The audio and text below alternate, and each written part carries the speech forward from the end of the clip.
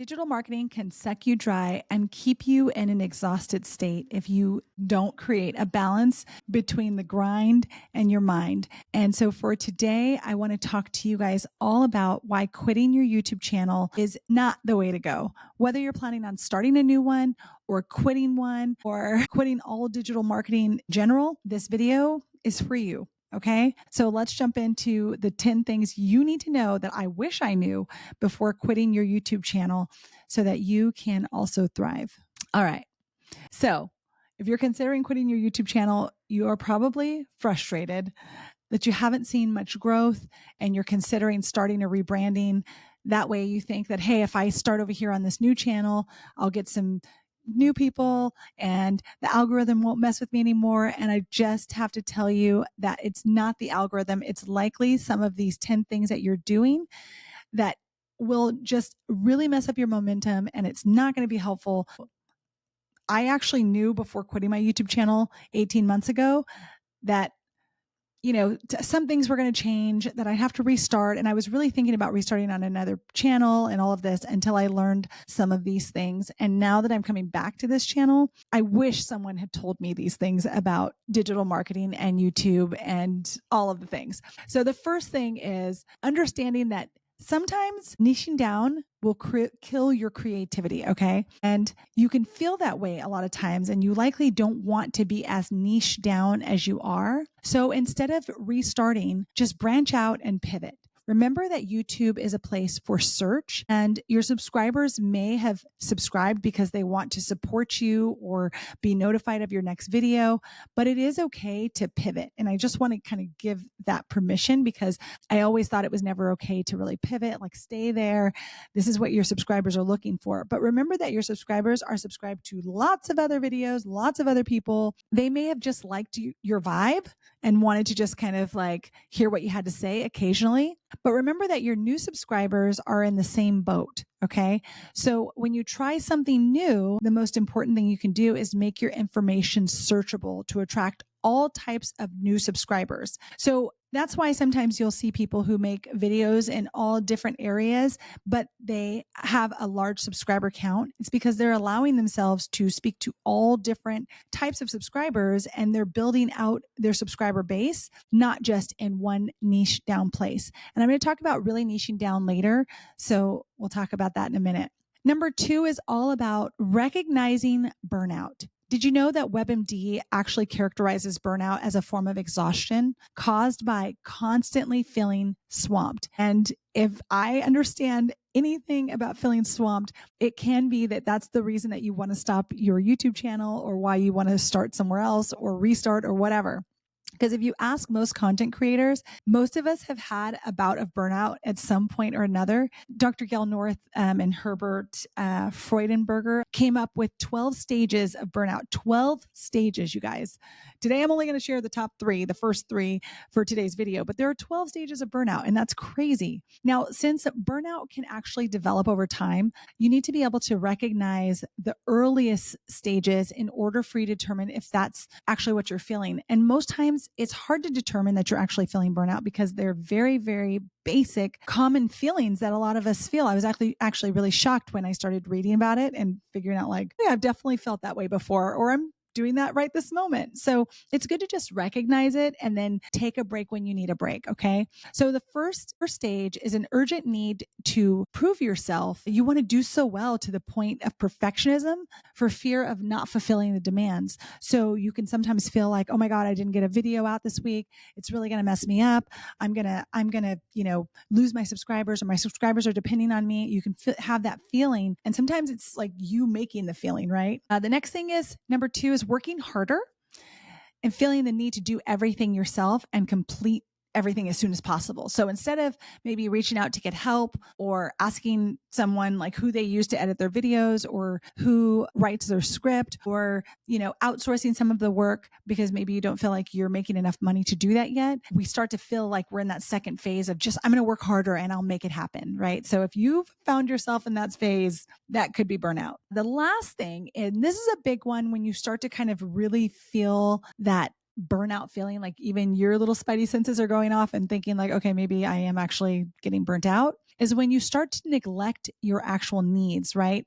You think the stress of work or activities is normal. So you're not going out anymore. You're not seeing your friends. You're not doing things. And then when other people are doing that, you're looking down on them and just thinking like, well, you don't have enough goals. And maybe that's why you're not doing X. Maybe that's why you don't want to work so hard, and thinking that the working harder is the way to get ahead. And really, you're just burning yourself out. So if you're experiencing any of these symptoms, this is literally your sign, okay, to take a break. If you need to take a few weeks or months or whatever, that's okay.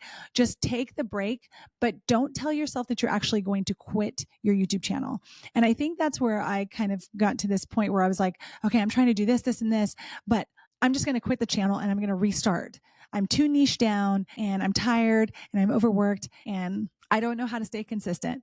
Now that brings me into number 3, because number 3 is all about how to stay consistent. And on top of that, give yourself breaks. This is how you avoid burnout while building a brand. Okay. Now, I feel really strongly about this area because I think this is a secret that a lot of content creators know if you've been in it for a while. But if you're starting out and you've been just doing this and trying to, perform like what you see on social media and on YouTube, where all of these people make all these amazing videos and then they are just, consistent and they're showing up all the time. There's a secret to that. Okay. And I'm going to tell you in just a second, but this is one of those areas where most people feel like a major failure. And I understand, I've been there. So I want to dispel all this for you. So just as important as being consistent, taking breaks allows you to rejuvenate and then live that life that you are trying to build over here and enjoy that life. So how do you do both? Okay. I know. Okay. The way that you do both is by learning simply the art of batching. And all that is learning to do the same task, that you do the same task over and over and over. So as an example, like the secret that these content creators know that you may not have heard of yet is they do all of the same tasks at one time. So as an example, today I'm recording a bunch of videos. All I'm going to do is record. I'm going to record like 3 to 5 videos. Well, if you think about it, if I release one video per week, then that means that I've given myself 5 weeks of time. If I record all 5 of those videos today, I have 5 weeks of time to focus on other things, to relax, to go with friends, to be social, to do all the things that I want to do, or focus on another project you might have. A lot of you know that I run my nonprofit. I will record all of these at one time, and then I will focus my other efforts on just getting the newsletter out, making sure I make my thumbnails, or outsourcing those for someone else to do because I don't like to do those, whatever it is. And then I can focus on running my nonprofit or being with my family, hanging with friends, doing all of those things and being really focused on whatever the task is at hand that I'm interested in at that time. So there aren't many things in your life that you can batch like this. Like you can't batch friendships, right? You can't batch relationships, but you can batch setting up time to record and just boom, boom, boom, get a lot done so that you don't have to quit your YouTube channel. You can just get ahead of it and you can record short videos so that you can post them on Instagram or TikTok or any of those places. And this is how digital marketers and content creators really are able to stay consistent with their art and their work or whatever it is that their content. So the nice thing about recording that I have found in a batching kind of way, that I can show up with that same energy on the next video because I'm not tired. I'm in this mode. I'm in this expression mode, right? I've already taken the time to batch and write up my scripts and really talk about like what I'm doing and all of that. So I think this might be something that I start to teach for you guys, but this is something that I think is a game changer once you learn it. So I think I've beat that dead horse. Okay. Yeah. So basically it keeps you in a focused state and a focused level of energy. And I think that's really where things happen. Now I will tell you guys like a little secret. So sometimes when I am doing recorded videos like this, I actually get more nervous about pressing record than I do for in-person talks. And I think that's a little weird. I think it's a little weird. I don't know why I'm like that, but you put me in front of a group of people, I have no problem talking, and it's a little more off the cuff and I feel like I can engage. But when you put me in front of a camera, although I love it and I love showing up and doing these, I get really, really nervous before I press record, even though I know I can stop. So I thought that was a pretty interesting thing. So yeah, so batching is something that will help you get into a flow and stay there, and then be able to produce multiples and give yourself some time and energy to really move and do other things and allow space for other things that matter to you in your life, so that you're not just on this hamster wheel of creating content, which is where a lot of us end up. And I just think this is such a great tip. Okay, so moving on to number 4. Number 4 is how to find the intersection for your brand and your passions. I feel like a lot of times before you quit your YouTube channel, you're feeling like you are kind of stuck between, okay, I've been talking about this one thing for a long time, right? We were talking about niching down. And this is where I talk about it potentially kills your creativity, because you start talking about something and maybe your YouTube channel really takes off and it's doing well, and you love it and you're all in it. But then as your interests start to change, so then does your YouTube channel. And that's okay, because it's time to now find the intersection between your brand and your passions, right? All of your digital marketing efforts, even before you start, or if you're just going to get back on to YouTube, or before you quit any of that, I want you to begin throwing spaghetti at the wall. And I love to say this because when you just start throwing spaghetti at the wall, you have to remember that your content is really served up to people who are potentially interested, not just your current subscribers. So if I took you into my YouTube studio, and if you go into your YouTube studio, you will start to find that a lot of times the people that are watching your new videos are new subscribers. They're not your, they may not even be subscribers. They just may be new people, period.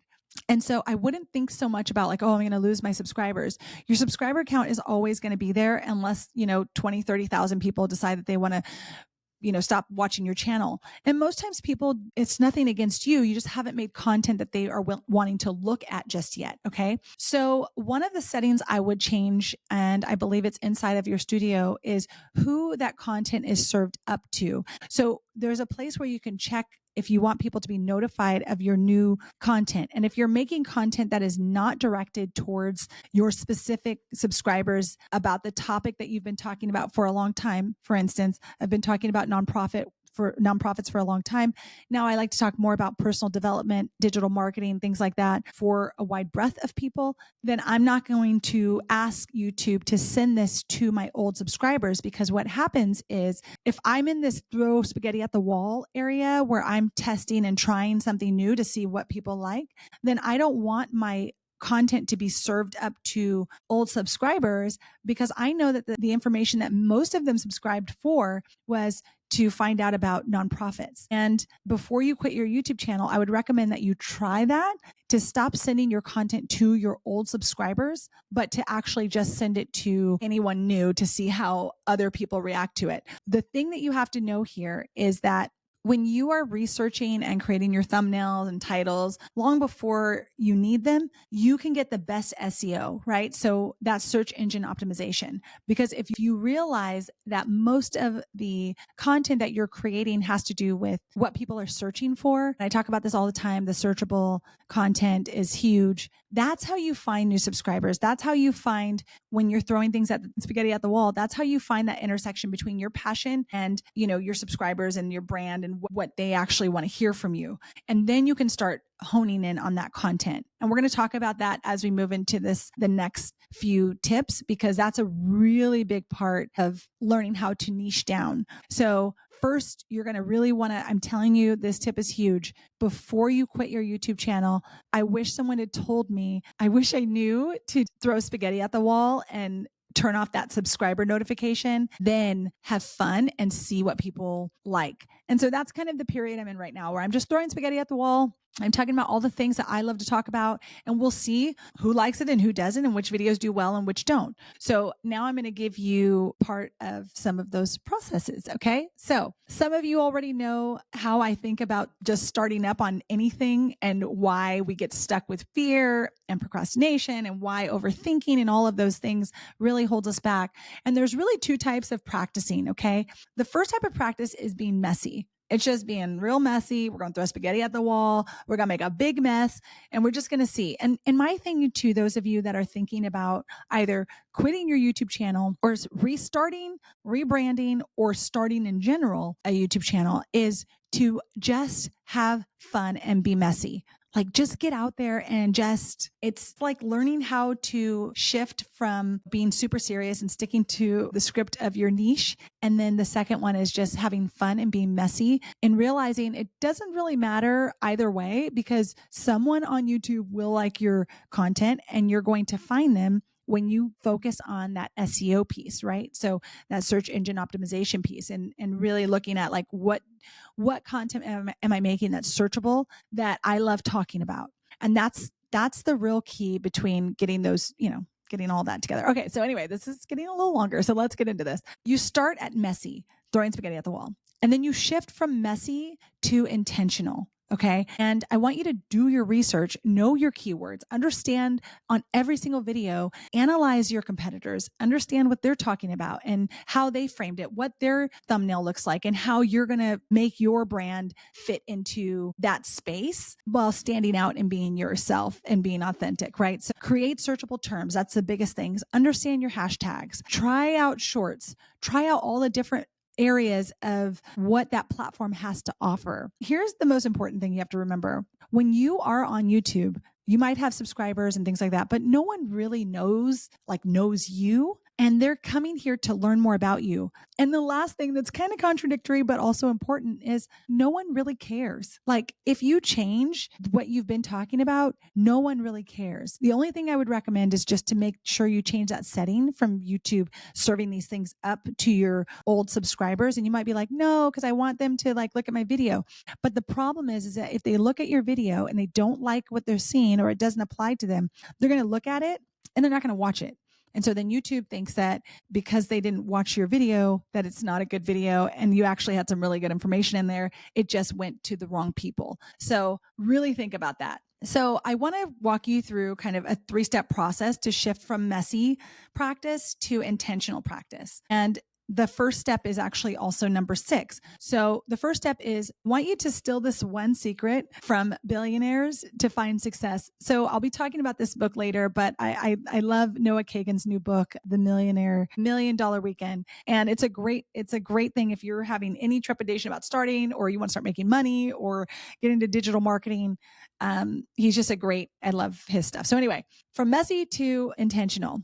First, you want to understand that there's a transition period for analytics and they need a chance to catch up. So when you put a video out there, the initial video might only get a few views. But as it gets into the algorithm works to find new people and new things, and YouTube understands your channel a little bit better. They will start sending it to the right people, and then it can build some momentum over time. So when you look at your analytics immediately, it's not going to be very exciting. When you look at your analytics maybe 2 or 3 months from now, then you can kind of make more of a good decision, right? As to, okay, this video is not working. People didn't like it, or I'm going to redo this video because it's killing it, and I'm going to run off of that and build off of that. So most of us really do give up too early, or we don't pay attention long enough to ride that wave, right? So I've started to adopt the rule of 100 by Noah Kagan in his book, and I love this. He says that after watching tons of billionaires and his billionaire buddies or whatever, they say that doing something 100 times, like sending 100 emails or making 100 videos or 100 podcasts, most millionaires get rich after sticking with something for some time. And so he focuses on really doing something 100 times. And that's actually what I'm doing here too, you guys. Like I'm in that messy phase, doing something. I'm going to make 100 podcasts before I decide whether or not I'm going to keep going with my podcast, or if I'm going to quit my YouTube channel, or if I'm going to keep going with my YouTube channel. I'm not planning to quit, you guys. I'm not doing that ever again. And I'll explain why later. Yeah, before you decide to throw in the towel, unless you've made 100 videos already or you've created 100 podcasts, I don't want to hear from you. Okay? I don't want to hear about you thinking about quitting your YouTube channel. So I hope that this is going to like rejuvenate your interest in your YouTube channel, because I really feel like this is the key, right? And And that applies to those of us that are restarting too. Like I told you, I'm restarting and doing mine. So playing the long game with a fierce focus is the key before quitting your YouTube channel or wanting to rebrand your YouTube channel or restart or just even getting started. Like if you're watching this video and you are even considering starting a YouTube channel, all of this information today is going to be gold for you because it's going to take off a lot of pressure that many of us started with years ago and why so many of us consider stopping. And so I just want to make sure that, you guys get all this information because it's life-changing to me. It's like a game changer. Okay. So step 2. So step 1 is all about doing it 100 times, right? From messy to intentional, 100 times. Step 2 is understanding that you are giving yourself a designated time to test. This is the practice phase of before you move into intentionality, we're just going to practice, right? So we're going to give ourselves a designated time to test for about at least, I think 3 months is a great time to see if there's a change or give you some idea of a direction. Like that's where the real meat comes in because now you're allowing yourself to test. You're throwing that spaghetti at the wall and you're getting some idea of a direction after about 3 months of this. And then you're building off of the last one that actually worked, right? And this will determine how quickly you will reach your 100s. What I mean by that is so you can do 100 videos in 3 months, 90 videos, right? You can do one a day if you wanted to, or you can do one a week, and that might take you 2 or 3 years. But the thing is that it doesn't allow you to quit because you're telling yourself, I'm going to do 100 of these before I give up, before I allow myself to give up. So it could take you 2 years if you're going to do one a week, right? It could take you, was that right? Yeah. Yeah. It could take you 2 years if you're going to do 100 videos and you do one a week for 52 weeks, right? You can figure out how things work, but I get that all of us don't have that luxury to figure things out. So I do recommend giving yourself a time frame, like to finish those 100 reps. It could be 3 months, it could be 6 months, it could be, whatever, but it's not going to happen in 2 weeks. And that's where a lot of us get kind of hung up. Is like we don't see that change. And when you think about searchability and writing out, scripts and titles and thumbnails that focus on searchability, that's when you see the power of search. And that's when you see the power of taking time. You need that time, okay, to really be able to see anything. Okay. So let's see what else here. And the bottom line of all of this is still the messy phase. It will feel incredibly messy. It will feel like you're out of control, but it's also going to be a lot of fun. And you will have made more progress than quitting or never starting, right? So that's the whole point here. And I want you guys to keep that in mind. Okay, so number 8 is all about intentional practice. And we do this through the power of 1. So now that you have the information, once you figure it out, and we've done all the messy things, we've done the testing, we've done the 100 days, we know what we're working with. Give yourself another 3 months. And I know it sounds like a long thing, but this long game is really what gives you the information. And you'll gather some of that as you go, and you can refine and pivot and kind of go the direction that you feel like is showing up. But you've got to give yourself some time. And that's why I don't want you to quit before you do all of this, right? Give yourself some time and see. But anyway, give yourself another 3 months of intentional practice to focus on thing at a time. Now, here we go. Here's the power of 1. 1 customer, 1 topic, 1 platform, 1 call to action. This means that we are choosing to say, okay, I'm going to talk to this 1 customer about these types of topics or this niche. So as an example, for a while when I first started, which gave me a lot of momentum, was I was speaking to nonprofit founders, and I was only talking about how to start nonprofits and things like that. And then I was really only using YouTube because I just wanted people to be able to find it. So I did a good job with that. And you might find that you're doing some of these things already that are helping you gain some momentum. And the last thing is when I say 1 call to action, create a freebie or create something to provide as kind of like your digital marketing material so that people can then sign up for your email. And whichever way you decide to go, your customers are willing to follow you into that new territory if it's somewhat applicable. Like a lot of the digital marketing information and personal development information that I like to talk about, productivity, things like that, those translate to both nonprofit founders, digital marketers, small businesses, personal branding. All of that is kind of all in one. So I don't worry about it so much. But the key here is to go deep and have a fierce focus on just that power of one specific goal. And I promise you, you will see a difference.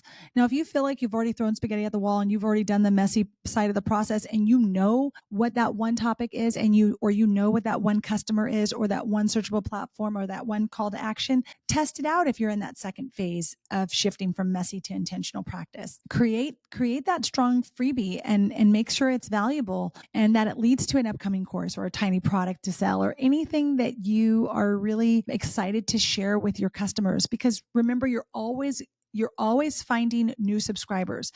When you turn off that setting that I told you about earlier and you just start creating, if you need to make money or you want to make money, you can create like a small product for $7 to $20, somewhere in that range, and then focus all your content around that one product. And that's why it's really important to get very clear on that one thing. This in and of itself could probably be its own podcast, and maybe I will do one for you guys. Let me know if you want to hear about this power of one. And we can go deep and really talk about how to set it up and give you some practical tips on that. But all of your advertising, your newsletters, everything, it hits it hard.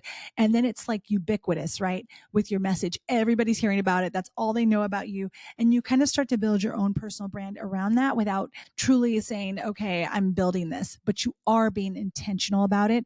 And then you can see how people feel about it and what they need and what they want. And it allows you to really work with your customers a lot better and give them exactly what they're looking for. All right. Woo, it's a lot of talking, guys. Okay, number nine. Number 9 is all about optimizing your content too soon. Okay, so a lot of times during this messy practice phase, right, the goal is to create searchable content.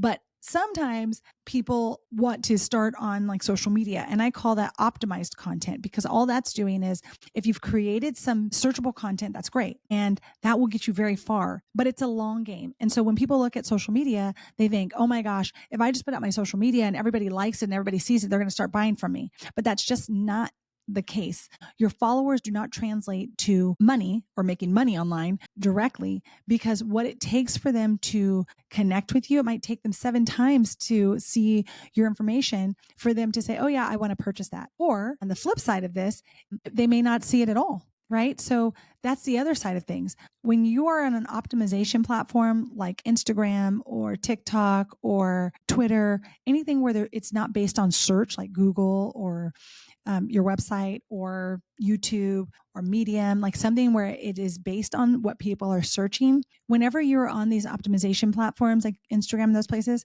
you're fighting with the algorithm and you have no control. And the best place that you really want to take people off of any optimization platforms is really to your email. So you have to be intentional about what your content is providing on those optimization platforms, and then also where it's directing people. So if you're just directing them from Instagram to a video, you're not really getting people into your business ecosystem with your email. You're getting them to another platform. So you want to be careful about what you're actually asking people to do and why you're asking them to do those things. Okay. So that's part of having a full strategy and really understanding how things work together when you're doing digital marketing. Number 10.